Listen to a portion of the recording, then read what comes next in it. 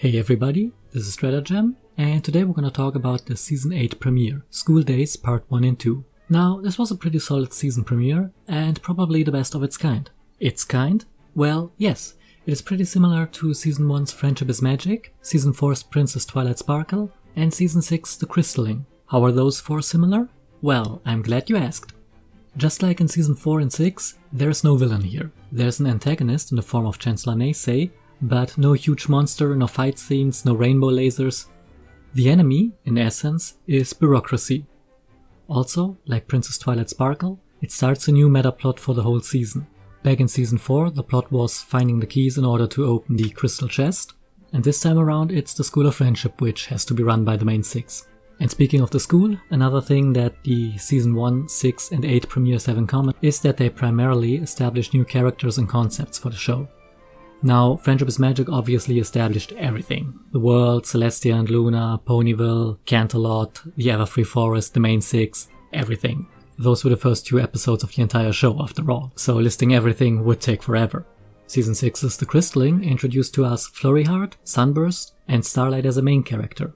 And now School Daze clarifies that the events of the movie are canon, does quite a bit of world building by introducing the EEA and showing that Equestria seems to have some sort of constitutional monarchy, or at least a form of separation of powers. After all, neither Twilight nor Celestia tried to force the accreditation of the School of Friendship. Well, so much for Tyrant Celestia. It's just a minor detail, but it tells us quite a bit about the world and its government. Speaking of details, the premieres of the Seasons 1, 6 and 8 also have a similar structure to them, where the second part offers a whole new problem for the characters to solve. In Season 1 it all started with organizing the Summer Sun celebration, but then in Part 2 it was all about finding the elements and defeating Nightmare Moon. In Season 6 it was all about organizing the Crystalling, but then in Part 2, after the Crystal Heart was shattered, the focus was on trying to restore the Crystal Heart and or evacuate the Crystal Empire. And the same thing is happening here in Season 8. The first part is all about establishing the school and trying to get the EEA approval.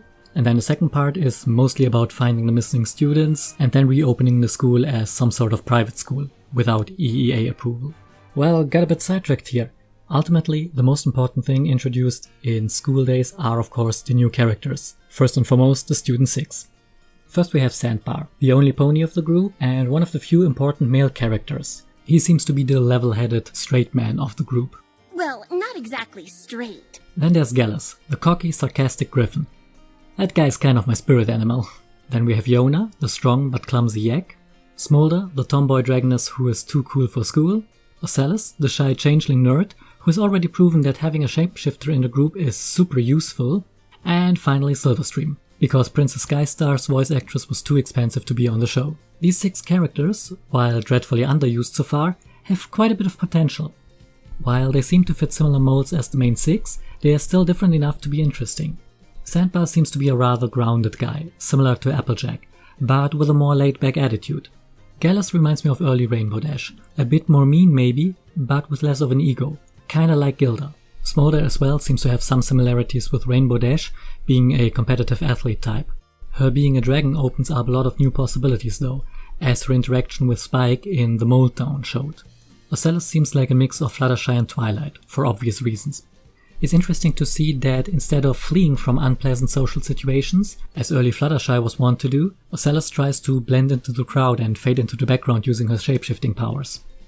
Silverstream is obviously most similar to Pinkie Pie, being easily excited, kinda hyper, and a bit silly, though not as party-focused as Pinkie. She's probably closer to her cousin, Skystar, minus the crazy that is. And finally, Yona. Yona is the most difficult one to place. So far, she didn't really stand out much, though I see her somewhere between Applejack, for she too is very strong physically, Pinkie, for she seems a bit silly at times, and Rarity. Yes, Rarity.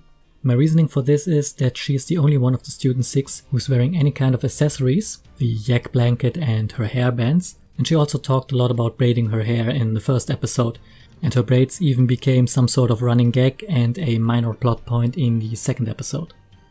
Now on to the last new character, who ironically is the first one we meet, Chancellor Naysay. As I said earlier, he's more of an antagonist and not so much a villain.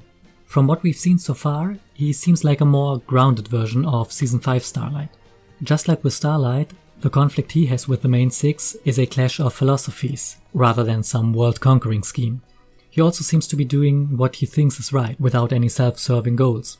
Granted, he is misguided at best, but even more than evil Starlight, he does what he does for the greater good.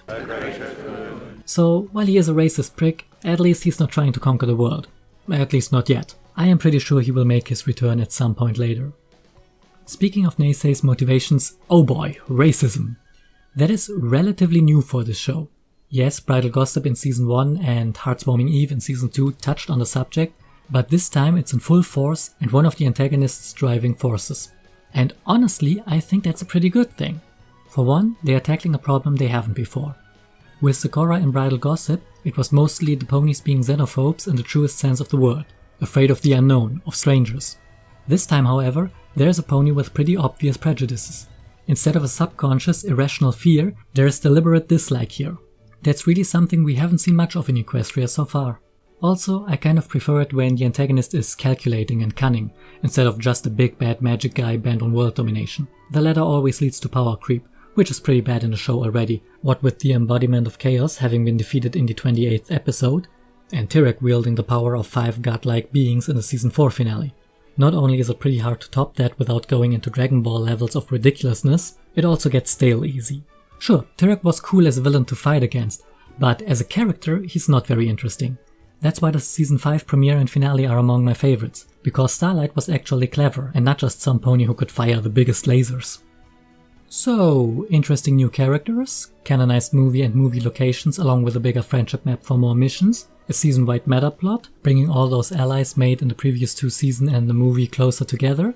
And did I forget anything? Ah yes, there were also 2 pretty good new songs. School of Friendship had a nice musical vibe to it, and shows how things go south once Twilight decides to cling to the rules no matter what. It's an efficient use of time, seeing how they had to cram recapping the movie, founding the school and introducing 7 new characters into 44 minutes. Friendship Always Wins from the 2nd episode wasn't bad either, nicely wrapping up the main conflict. Also, the song actually happening in-universe is pretty cool. So, overall this was a pretty good episode. Just the pacing was a bit weak at times. I would have liked to see more of the Student 6. The main 6 just magically appear in the different kingdoms to apologize, and immediately thereafter all the leaders appear in Canterlot to complain. That felt somewhat rushed. Also, having the new subplot with the missing students in the 2nd episode made everything even more dense than it already was. Still, it was an ambitious episode, and I think they did a pretty good job within the limited time they had to work with. With all that in mind, my final rating for this episode is a 7.3 out of 10. Well, that's it for now. So, as always, I have been StrataGem, thanks for watching, and see ya next time.